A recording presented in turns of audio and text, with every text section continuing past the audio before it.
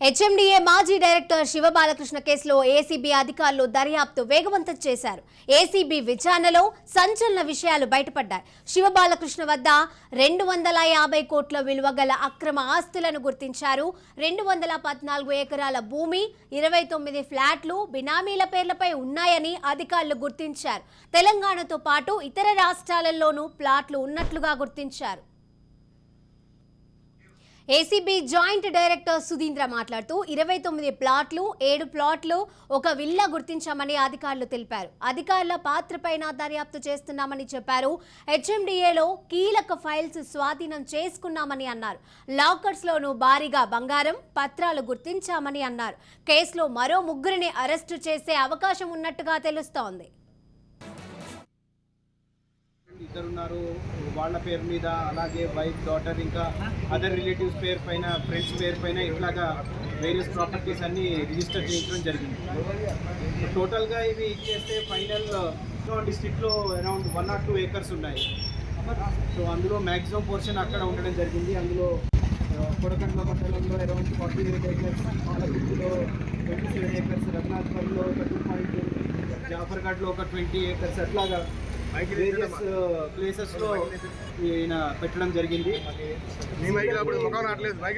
Nagar Kurnool district కూడా around 38 acres, 39 acres కూడా ఆయన రిజిస్టర్ చేయించుకోవడం జరిగింది. అలాగే సిద్దిపేటలో ఒక 7 acres, నెక్స్ట్ యాదాద్రి డిస్ట్రిక్ట్లో ఒక 66 acres, ఇలాగా వివిధ ప్లేసెస్లో agriculture lands around 214 acres of agriculture land ఆయన సంబంధించిన బంధువుల పైన రిజిస్టర్ చేయించుకోవడం జరిగింది. అలాగే ప్లాట్స్ వస్తే లేఅవుట్స్లో ప్లాట్లు, వాటికి వస్తే అరౌండ్ 29 ప్లాట్స్ ఐడెంటిఫై చేయడం జరిగింది.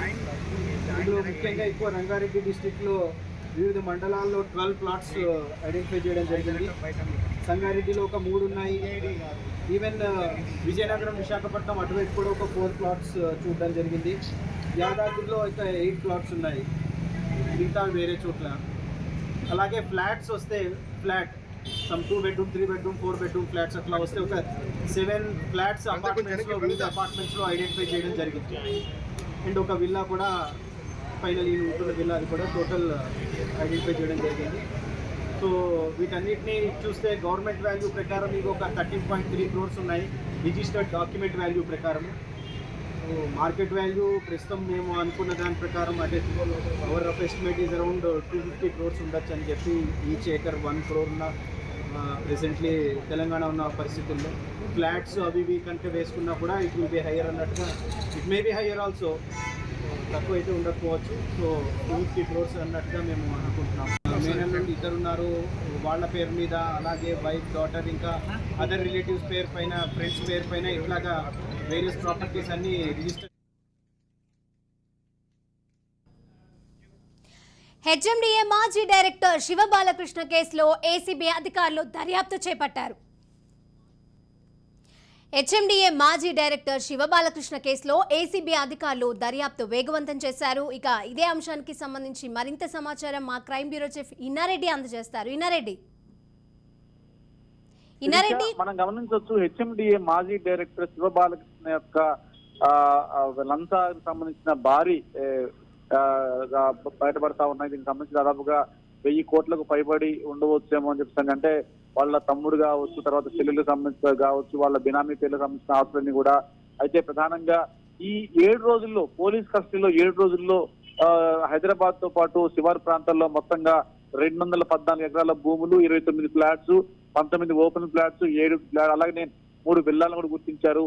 తెలంగాణతో పాటు ఆంధ్రప్రదేశ్ లో కూడా శివబాలకృష్ణ ఫ్లాట్స్ ఉన్నాయని చెప్పి కూడా తెలుస్తా ఉంది. దీంట్లో మరో 3 నుంచి 4 వరకు ఎవరైతే అధికారులు సపోర్ట్ చేశారో వాళ్ళను కూడా అరెస్ట్ చేసే అవకాశం కనిపిస్తుంది. రేపు చివరి రోజు విచారణ కాబట్టి చాలా కీలకంగా ఉంది. అయితే ఈ విచారణలో శివబాలకృష్ణ సరిగ్గా ఆయన స్పందించట్లేదు, సరైన సమాధానం చెప్పట్లేదు అని చెప్పి కూడా ఏసీబీ భావిస్తా ఉంది.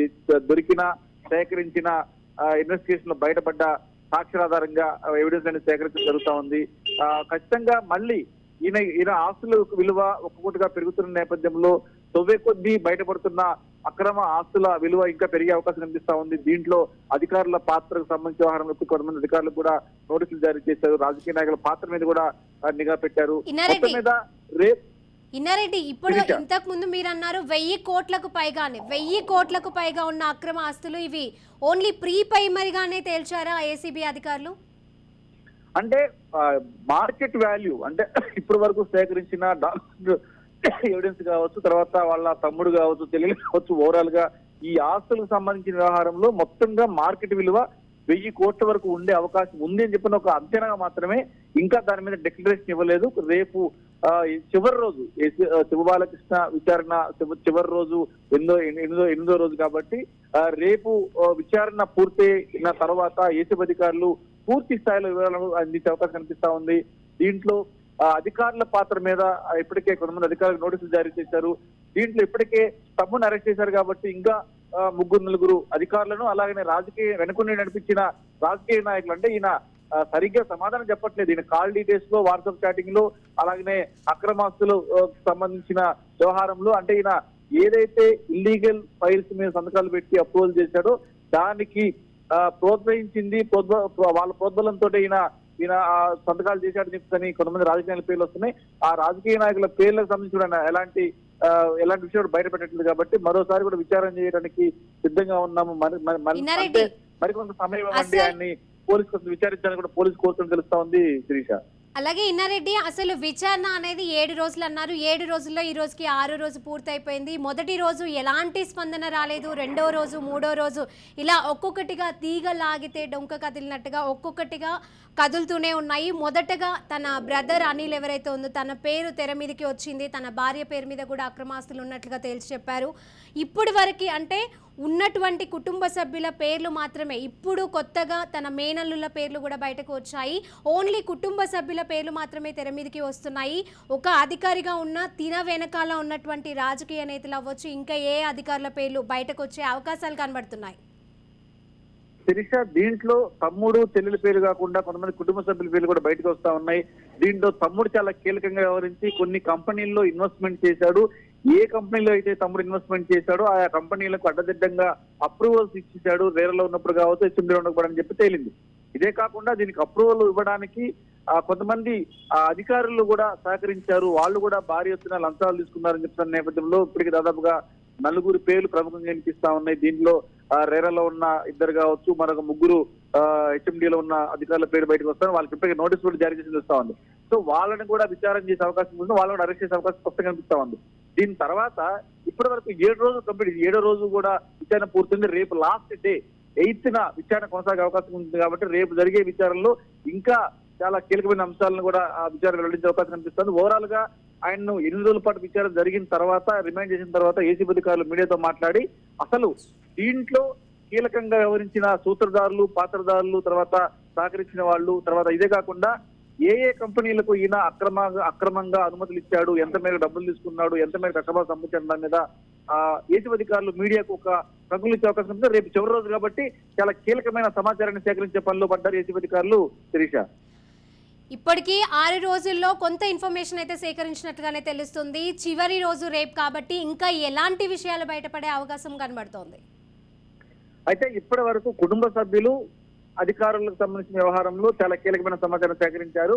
రేపు జరగబోయే విచారణలో అసలు ఈ శివబాలకృష్ణ ఈ రోజు ఇంత భారీ ఎత్తున అక్రమాలు సంపాదించడానికి సహకరించిన రాజకీయ నాయకులు, బీఆర్ఎస్ గవర్నమెంట్ లో ఉన్న కొంతమంది మంత్రులు కూడా ఈయనకు సపోర్ట్ చేశారు అన్న వ్యవహారంలోనే రేపంతా విచారణ జరిగే అవకాశం కనిపిస్తా ఉంది. రేపు కూడా ఆయా రాజకీయ నాయకులు నోటీసులు జరిగే అవకాశం కనిపిస్తా ఉంది.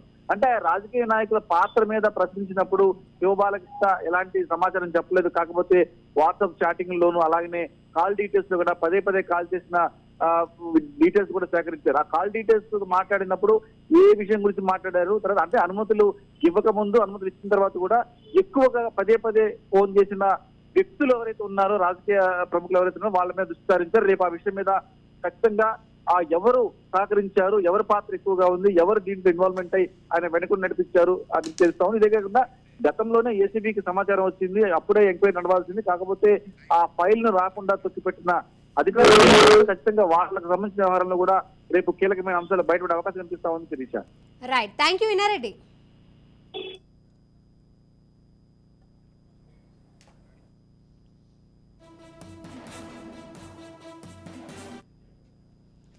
హెచ్ఎండిఏ మాజీ డైరెక్టర్ శివబాలకృష్ణ కేసులో ఏసీబీ అధికారులు దర్యాప్తును వేగవంతం చేశారు. ఏసీబీ విచారణలో సంచలన విషయాలు బయటపడుతున్నాయి. శివబాలకృష్ణ వద్ద 250 కోట్ల విలువ గల అక్రమ ఆస్తులను గుర్తించారు. 214 ఎకరాల భూమి, 29 ప్లాట్లు బినామీల పేర్లపై ఉన్నాయని అధికారులు కూడా గుర్తించారు. ఇక ఇదే అంశానికి సంబంధించి మరింత సమాచారం అందించడానికి మా పొలిటికల్ ఎడిటర్ అరవింద్ గారు లైవ్ ద్వారా అందజేస్తారు. అరవింద్ గారు. యా శిరీష, నమస్తే సార్. నమస్తే శిరీష. శివబాలకృష్ణ అంటే జీహెచ్ఎంసీ కేంద్రంగా హెచ్ఎండిఏ కేంద్రంగా జరిగినటువంటి ఈ అవినీతి భాగోతాలకి సంబంధించినటువంటి పుట్టలు, అంటే అవినీతి పుట్టలు ఒక్కొక్కటిగా పగిలుతున్నాయి. మొదట శివబాలకృష్ణది అయితే ఇప్పుడు శివబాలకృష్ణది ఏదైతే పుట్ట పగిలి శివబాలకృష్ణ చుట్టూ ఉన్నటువంటి వివాదాలన్నీ బయటకు వస్తుంటే మిగతా వాళ్ళలో భయం బయలుదేరింది. అంటే మిగతా వాళ్ళ దగ్గరికి వచ్చేసరికి సుదీర్ఘకాలం పాటు జీహెచ్ఎంసీలో హెచ్ఎండిఏలో పనిచేసేటువంటి అధికారుల దగ్గర నుంచి మొదలు పెడితే శివబాలకృష్ణతో సన్నిహితంగా ఉన్నటువంటి పలువురు వ్యక్తులు, సంస్థలు, ప్రముఖులు అందరికీ ఈరోజు నిద్రలేని రాత్రులు గడిపే పరిస్థితి కనిపిస్తోంది. ముఖ్యంగా శివబాలకృష్ణతో పాటు సన్నిహితంగా ఉన్నటువంటి అధికారులు ఎవరైతే ఉన్నారో వాళ్ళకి ఒక పక్కన ఉంటే, రెండోది సుదీర్ఘకాలం పాటు పట్టణ అభివృద్ధి శాఖ, మున్సిపల్ అడ్మినిస్ట్రేషన్ శాఖ నిర్వహించినటువంటి రాష్ట్ర మంత్రి, ముఖ్యమంత్రి తనయుడు, అండర్ ట్రైనీ చీఫ్ మినిస్టర్గా చెప్పినటువంటి టీఆర్ఎస్ అలియాస్ బీఆర్ఎస్ వర్కింగ్ ప్రెసిడెంట్కు ఒక పక్క ఆయన చుట్టూ వివాదాలు ముడుతున్నాయి.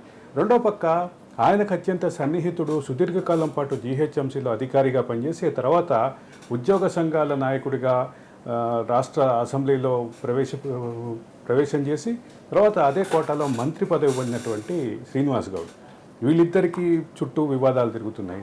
రెండోది శ్రీనివాస్ గౌడ్ ఒక పక్కన, కేటీఆర్ ఒక పక్కన ఉంటే, కేటీఆర్కి సంబంధించినటువంటి పిఏ తిరుపతి పేరు కూడా ఈ మధ్య కొద్దిగా ప్రస్తావనలోకి వచ్చింది. వీటన్నిటి చుట్టూ వివాదాలు అయితే తిరుగుతున్నటువంటి పరిస్థితి కనిపిస్తోంది శిరీష. అరవింద్ గారు, మీరన్నట్టుగానే పుట్టలో ఎక్కువగా పాలు పోస్తే కూడా చాలా ప్రమాదకరమని శివబాలకృష్ణ పేరు వింటే తెలుస్తోంది. ఇప్పటి వరకైతే ఎలక్షన్ నోటిఫికేషన్ వచ్చిన తర్వాత తొందరగా అంటే 69 ఫైల్స్ మీద సంతకం చేసినట్లుగా కూడా తెలుస్తోంది. ఎలక్షన్ నోటిఫికేషన్ వచ్చిన తర్వాత 69 ఫైల్స్, ఎలక్షన్ నోటిఫికేషన్కి ముందు 2 నెలల కాలంలో 500 ఫైల్స్ మీద ఆయన సంతకం చేశాడు అని చెప్పేసి ఆ ఫైల్స్ అన్నింటినీ స్క్రూటినీ చేయాలని చెప్పి ఏసీబీ ఒక పక్క నిర్ణయించింది. ఏసీబీ నిర్ణయించడమే కాదు, రాష్ట్ర ప్రభుత్వం కూడా చాలా క్లియర్గా ఉంది. మున్సిపల్ అడ్మినిస్ట్రేషన్ శాఖ కేంద్రంగా జరిగినటువంటి వివాదాలు, ముఖ్యంగా ఔటర్ రింగ్ రోడ్డు లోపల ఏదైతే పర్మిషన్లు ఇచ్చారో దానికి సంబంధించినటువంటి పూర్తి స్థాయి విచారణ, పూర్తి స్థాయి అన్ని ఒక సమగ్రమైనటువంటి ఫైల్ టు ఫైల్ స్కానింగ్ అంటారు దాన్ని, ఫైల్ టు ఫైల్ స్కానింగ్ అయితే జరుగుతోంది. దానికి ఆమూలాగ్రం పరిశీలిస్తున్నటువంటి పరిస్థితి కనిపిస్తోంది శిరీష. అలాగే అరవింద్ గారు, దీని వెనుక ఏ శక్తులు ఉండవచ్చు? ఒకవేళ ఈ శక్తుల విచారణలో ఏ అధికారుల పేర్లు బయటపడ్డాయి, ఇంకా బయటపడే అవకాశాలు ఏమైనా కనబడుతున్నాయా? అంటే ఇక్కడ ఒకటి ప్రధానంగా గమనించాల్సింది, మున్సిపల్ అడ్మినిస్ట్రేషన్ శాఖని సుదీర్ఘకాలం పాటు నిర్వహించినటువంటి మాజీ మంత్రి కేటీఆర్ పేరైతే కర్ణకర్ణిగా వినిపిస్తున్నటువంటి పరిస్థితి ఉంది. అట్లాగే మున్సిపల్ శాఖలో సుదీర్ఘకాలం పనిచేసి తర్వాత రాష్ట్ర మంత్రిగా ఉన్నటువంటి శ్రీనివాస్ గౌడ్ పేరు వినిపిస్తుంది. ఇవి రెండు ఒక పక్కనుంటే, వీళ్ళకి మీడియేటర్గా పనిచేసినటువంటి కొంతమంది వ్యక్తుల గురించి కూడా చాలా వివాదం జరుగుతోంది. దానికి సంబంధించినటువంటి అంశాలు కూడా కూలంకషంగా చర్చలైతే జరుగుతున్నటువంటి పరిస్థితి ఉంది. ఈ మీడియేటర్లకు సంబంధించి ఆల్రెడీ ఇప్పటికే ఒక ముఖ్యమైనటువంటి మీడియేటర్ని ఐడెంటిఫై చేశారు. తర్వాత రెండోది శివబాలకృష్ణ యొక్క తమ్ముడు, సొంత తమ్ముడు, ఆయన కూడా ఈ కేసులో ముద్దాయిగా చెప్తూ నిన్న అరెస్ట్ చేసినటువంటి పరిస్థితి ఉంది. మొత్తం మీద పలువురు వ్యక్తులు, పలువురు సంస్థలు, పలువురు శక్తులు, ఇదంతా జరుగుతోంది. ఇది మొత్తం కలిసి ముఖ్యంగా నేను ఇందాక చెప్పినట్లుగానే రాష్ట్ర ఇద్దరు మాజీ మంత్రుల చుట్టూ వివాదం తిరిగే పరిస్థితి ఉంది. వాళ్ళకి సన్నిహితంగా ఉన్నటువంటి పలువురు వ్యక్తులు, ఆ వ్యక్తులకు సంబంధించినటువంటి మొత్తం వ్యవహారాల్ని బయట పెట్టాలని ఏసీబీ ప్రయత్నం అలాగే అరవింద్ గారు చేసినట్టు మీరు అంటున్నారు మాజీ మంత్రులకు సంబంధించి కూడా ఉచ్చు అనేది చిక్కుకోబోతుంది అన్నట్టుగా కూడా తెలుస్తోంది. అంటే మరి వీరికి సంబంధించి విచారణ ఏమైనా ప్రారంభమయ్యే అవకాశం కనబడుతోందా? అంటే దీనికి సంబంధించినటువంటి ఆమూలాగ్రం అదే చెప్పాను, ఫైల్ టు ఫైల్ స్కాన్ చేయాలని చెప్పి ఒక పక్క నిర్ణయం అయింది. రెండోది, ముఖ్యమంత్రి తనయుడికి సన్నిహితంగా ఉన్నటువంటి పలు రియల్ ఎస్టేట్ సంస్థలు, ఆ రియల్ ఎస్టేట్ సంస్థలకు వచ్చినటువంటి అనుమతులు వాటిని కూడా స్కాన్ చేయమని చెప్పి ఇప్పటికే ప్రభుత్వం నుంచి మౌఖిక ఆదేశాలు అందినట్లుగా బయట అయితే ప్రచారంలో ఉంది. రెండోది, ప్రతి ఫైల్ని సమూలంగా ఆమూలాగ్రం తనిఖీ చేస్తే దానికి సంబంధించినటువంటి లింకులు ఒక్కొక్కటిగా బయటకు వచ్చేటటువంటి పరిస్థితి ఉంది.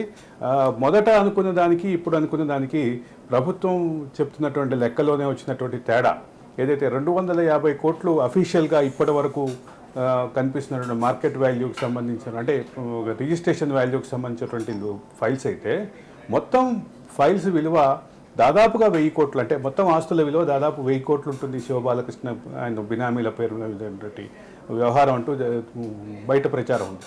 అంటే 1000 కోట్లు కాదు 10,000 కోట్ల వరకు వెళుతుంది అంటూ తెలంగాణ ఇంటలెక్చువల్ సర్కిల్స్లో ఒక విస్తృతమైనటువంటి ప్రచారం అయితే ఉంది శిరీష. ఇవన్నీ ఇప్పుడు జరుగుతున్నటువంటి ప్రాసెస్లో ఇవాళకి రేపటికి అతని కస్టడీ అయిపోతుంది. కస్టడీ ఎక్స్టెన్షన్ కూడా ఆల్రెడీ పిటిషన్ వేశారు. అదే రకమైనటువంటి దారిదిక్కిలోకి వెళ్తుందనేది చూడాల్సినటువంటి పరిస్థితి ఉంది శిరీష. ఒక రేరాకు సంబంధించిన అధికారి, అనుమతులు ఇచ్చే అధికారే ఇన్ని కోట్లకు పైగా ఆస్తులు కూడబెట్టారు అంటే ఇతను వెనకాల ఉన్నటువంటి పై అధికారులు కానీ మిగతా వాళ్ళు కానీ ఇంకా ఎన్ని కోట్ల ఆస్తుల్ని పోగు చేసి ఉండొచ్చు. శివబాలకృష్ణ దగ్గరే ఇంత భారీ మొత్తంలో నగదు, అంటే భారీ మొత్తంలో ఆస్తులు, భారీ మొత్తంలో వ్యవహారాలు కనపడుతుంటే ఆయనను నడిపించిన వాళ్ళ వెనక ఎంత ఉంది అనేటటువంటి ప్రశ్న మాత్రం ఖచ్చితంగా ఈరోజు తెలంగాణ సమాజంలో చర్చ జరుగుతోంది. తెలంగాణ సమాజంలో జరిగే ఈ చర్చ ఖచ్చితంగా దీనికి ఒక లాజికల్ కన్క్లూజన్ వచ్చే వరకు ఆగదు. ఇది ప్రభుత్వం కూడా చాలా క్లియర్గా ఉన్నట్టుగా, ప్రభుత్వం కూడా ఎక్కడ కాంప్రమైజ్ కానట్లుగానే ఇండికేషన్స్ అయితే ఉన్నాయి. మీరు అన్నట్టుగానే లాజికల్ కన్క్లూజన్ వస్తుందా అని అంటున్నారు. మరి రేపు చివరి రోజు కాబోతుంది విచారణకు సంబంధించి. ఈ రోజు ఏమైనా బయటపడే అవకాశాలు ఏమైనా ఉంటాయా? చివరి రోజు ఈ రోజు ఆల్రెడీ అతన్ని చెంచల్గూడ జైల్లో హ్యాండ్ ఓవర్ చేసేసారు. చెంచల్గూడ జైల్లో హ్యాండ్ ఓవర్ చేసిన తర్వాత ఈ రోజు వచ్చేటటువంటి అవకాశం అయితే లేదు. రేపు దీనికి సంబంధించి ఎక్స్టెన్షన్ ఏదైతే మరో 5 రోజులు 6 రోజుల విచారణ కోరుతూ పిటిషన్ వేశారు. దానికి ఏమన్నా రేపు ఒకవేళ కోర్టు కనుక అనుమతిస్తే, నాంపల్లి కోర్టు కనుక అనుమతిస్తే విచారణ కొనసాగేటటువంటి అవకాశం ఉంది. కొనసాగితే మరిన్ని వివరాలు బయటకు వచ్చేటటువంటి అవకాశం అయితే కనిపిస్తుంది. అంటే దశల వారీగా ఇందాక మన ఇన్నారెడ్డి చెప్పినట్లుగా ఒక్కొక్క దశలుగా ఆయనకు ఉన్నటువంటి ఫైల్స్, ఆయన సంతకాలు పెట్టినటువంటి ఫైల్స్, ఆయన దాని ద్వారా పొందినటువంటి లబ్ధి, వీటన్నిటిని దశల వారీగా విచారణలో రాబడుతున్నటువంటి పరిస్థితి కనిపిస్తోంది శిరీష. ఇప్పటి వరకైతే విచారణలో కేవలం కుటుంబ సభ్యుల పేర్లు మాత్రమే, అంటే మొదటి రోజు స్పందన లేకుండా అయ్యింది. దాని తర్వాత వాళ్ళ తమ్ముడు అనిల్ పేరు బయటకు వచ్చింది. అనిల్ వాళ్ళ భార్య పేరు మీద కూడా బినామీ ఆస్తులు ఉన్నట్లుగా గుర్తించారు. అక్రమ లాకర్లలో కూడా చాలా వరకు బంగారం నగదు బయటపడ్డట్టుగా తెలుస్తోంది. ఆ తర్వాత అంటే చివరిగా వాళ్ళ మేనల్లుల పేర్లు కూడా బయటపడ్డాయి. ఇంకా రేపటి విచారణలో ఇంకా ఎవరెవరి పేర్లు బయటపడే అవకాశాలు కనబడుతున్నాయి. అంటే ఒకటి ఏంటంటే ఆయన కుటుంబ సభ్యులు, ఆయన సన్నిహితుల పేర్లు మాత్రమే బయటపెట్టినట్టు పరిస్థితి. సన్నిహితుల్లో కూడా కేవలం బంధువుల పేర్లు మాత్రమే బయటపెట్టినట్టు పరిస్థితి ఉంది. ఏసీబీ మొదట అనుమానం వ్యక్తం చేసినట్లుగా డ్రైవర్ పేరు మీద ఉన్నటువంటి 20 కోట్ల రూపాయల ఆస్తికి సంబంధించినటువంటి వివాదం ఏదైతే ఉందో అది ఒక క్లారిటీ తీసుకోవాల్సినటువంటి పరిస్థితి ఉంది. అదే సందర్భంలో దాంతోపాటు